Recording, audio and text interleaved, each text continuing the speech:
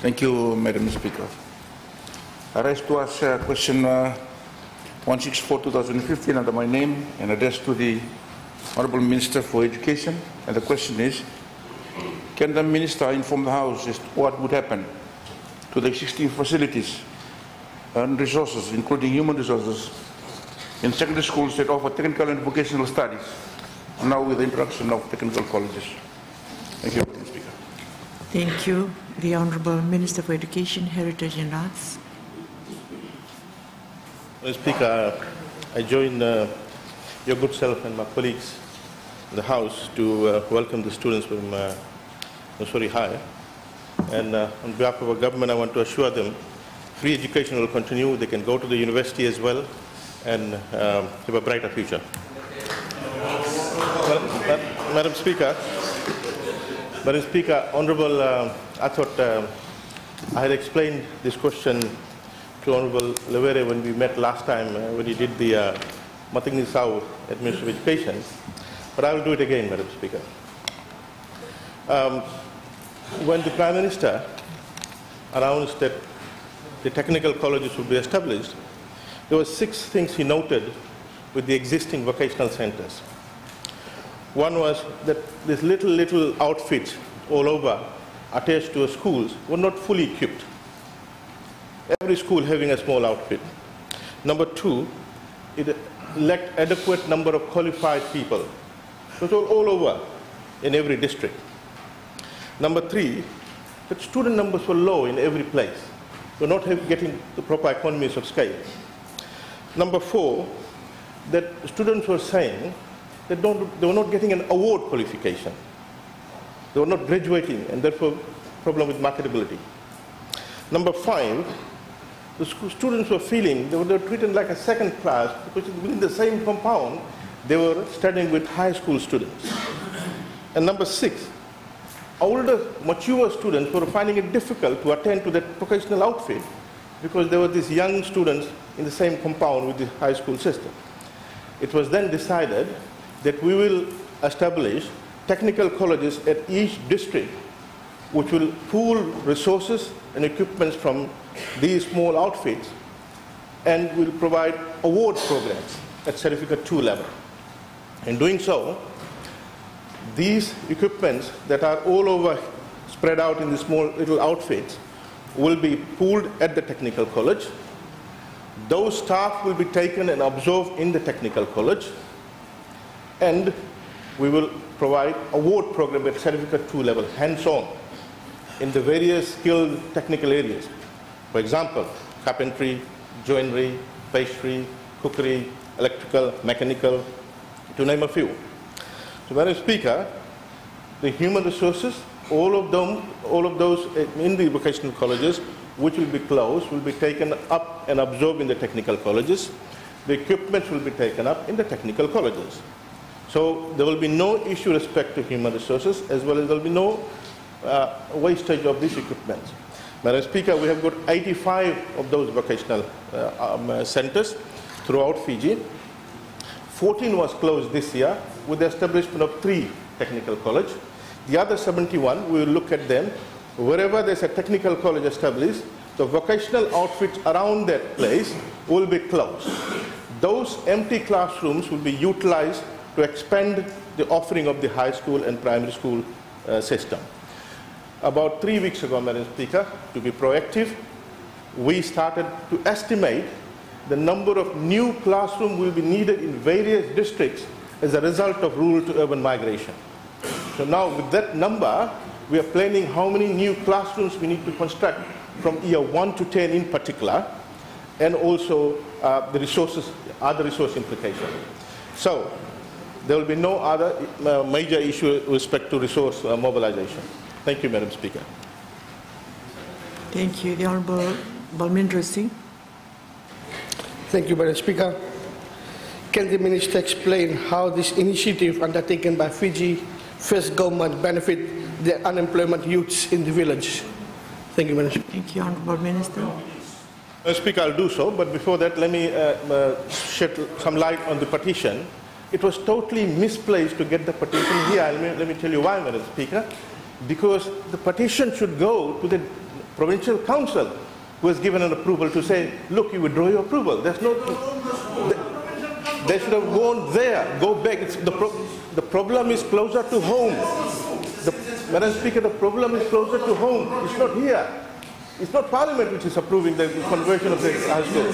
So it's a waste of the committee's time to get a petition here when your own village, your own community can't make up their mind. So it's not cast in stone. If they don't want it, we'll find another place. If they don't want it, we'll find another place so that the students, the children of Nandurunga Nogosa are not denied technical education. We will ensure that they get it. We will ensure that they get it. Madam Speaker, to answer Honourable Balwinder Singh's question, Madam Speaker, as you know, as the Prime Minister had announced, the Technical College will provide opportunities for all those who thought that after dropping out, they have no future of getting higher education. They will be absorbed those in the villages who have finished year 8, year 9, year 10, etc. Or all those after year 10, they have an aptitude for technical education rather than higher education.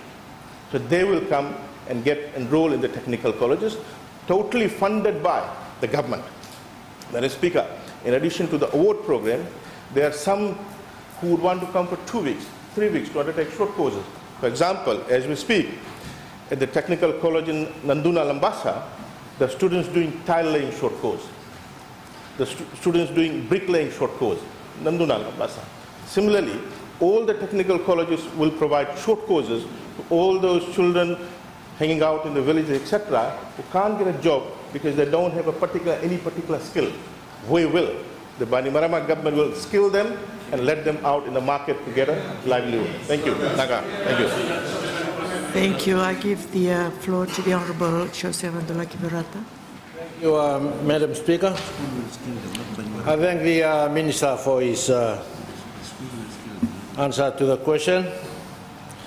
My question is on the school itself, the schools where all these technical colleges will be established. I understand that these are private schools. They own the property. From what you're saying, Honourable Minister, that you are doing them a favour by bringing the technical colleges to this school. And these are their properties. Do you pay rent to go and establish a school there? Thank you. They need a return. This is their investment. I give the floor to the Honourable Minister.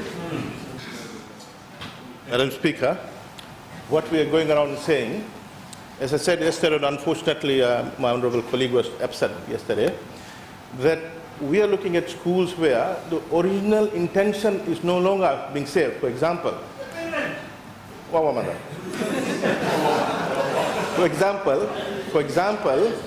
in those days, the student numbers in a lot of the schools in the rural areas were very high.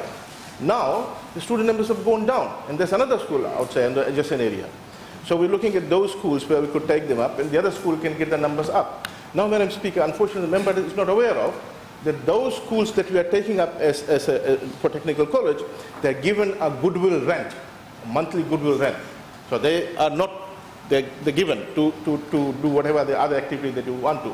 And we look after the whole premise, including grass cutting. Totally, we take over all those expenses. Thank you. Thank you. I give the floor to the Honourable Bhatnagar. Thank you, Madam Speaker. Supplementary question to the Minister. Can the Honourable Minister explain what is the process of the approval for the technical colleges, and of course, when will the relevant stakeholders be informed? Thank you. Honourable Minister. Thank you, Madam Speaker. I want to thank the Honourable Member for asking that question. This is the process, Madam Speaker. When the board or the committee of that school decides unanimously that they want to offer that particular premise for establishment technical college, we then show them the MOU. If they're okay, we go to Cabinet. For Cabinet to approve the conversion of this school into a technical college. Once the Cabinet approves it, then we'll go back and get the parties to sign the MOU between the party and the Ministry of Education. So, Madam Speaker, at the moment we haven't even gone to the Cabinet. If they want to change the decision, they can change the decision. That's the process. Once the Cabinet approves, we get the MOU signed, Then we will go back to all the stakeholders, including the students, and say them, where those students who want to continue the education beyond year 10, if it's high school, where we will place them. We'll go and tell the committee how they benefit, and we'll advertise to those students who are outside there would want to attend the technical college. That's the process, Madam Speaker. Thank you. Thank you. I give the floor to the Honourable Avoka. Thank you, Madam Speaker. Firstly, thank you for the best wishes. July 8th is a day every year that I want to go quickly, because I wanted to come slowly, Madam Speaker. Remember, there was a time when I was 15, I wanted to be 19 and 20. I've reached a stage in my life now I wanted to slow down a lot, Madam Speaker. Yeah. But thank you anyway, Madam Speaker, for the best wishes. Madam Speaker, I'm just a bit concerned about the statement made by the Honourable Minister that he appears to be suggesting that don't bring your problems to Parliament. If you get stuck somewhere, don't bring it to Parliament. I think the people of this country see this as the highest court of the land, and they can find relief in this house, Madam Speaker. That's what he's saying. Keep it local. Keep it in Andorra. Don't bring it here. Madam Speaker, that's exactly what he said. That's exactly what he said. But Madam Speaker, can I just ask the Minister? There is no objection to a technical college, but there are facilities within that college to also accommodate a technical college. There's no need to do away with Andorra Nabosa. Consultation should have happened.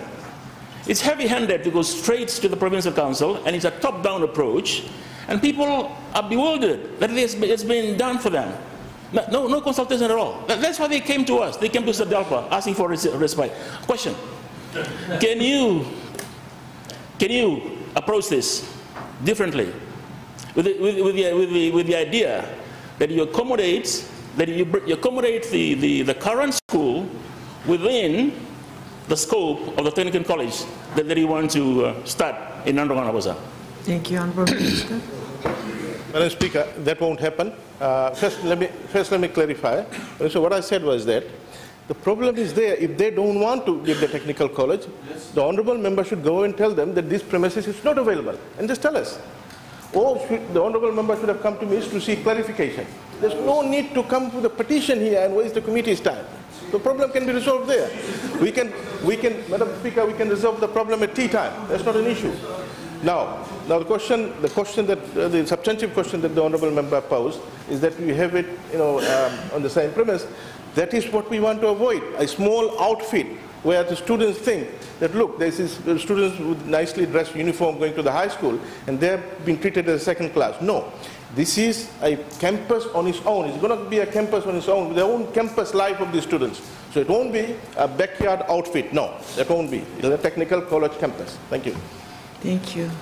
I now give the floor to the Honourable Michael Eliavere. Thank you, Madam Speaker. I'd just like to ask the Honourable Minister, in terms of you're looking after the students, in terms of the technical colleges, what about the teachers in terms of their salary? Which scale are they going to peg them on? Thank you, Madam Speaker. Thank you, Honourable Minister. Madam Speaker, the teachers have their existing contract. The teachers have their existing contract. They are site transferred to the technical college. And when we advertise a new position, they can apply. And if they get it, they get a better salary. If the new position has a better salary. So the teachers are site transferred. Site transfer, I'm pretty sure Honourable Lavere understands, he is from a union background, what site transfer means. Thank you. Thank you. I give the floor to the Honourable Anuringa Gawande. Yeah, in relation to the question, I haven't heard anything from the Minister. Just to refresh his mind, way back in 1970s, where the vocational studies, they were issued with the tools and all that. Whether this technical college can issue them with some support after their studies to start up, rather than increasing the number with NEC. Thank you. Thank you. Honourable Minister. Yeah, Madam Speaker, yes, we discussed with the Prime Minister some time back that each graduating student for the award program will get a basic tool set basic tool set worth about $50, $60. For example, a carpenter, we don't want to let them loose without the basic tool set. The long and short of the question is that yes, we will provide a basic tool set, which is within our budget. Thank you.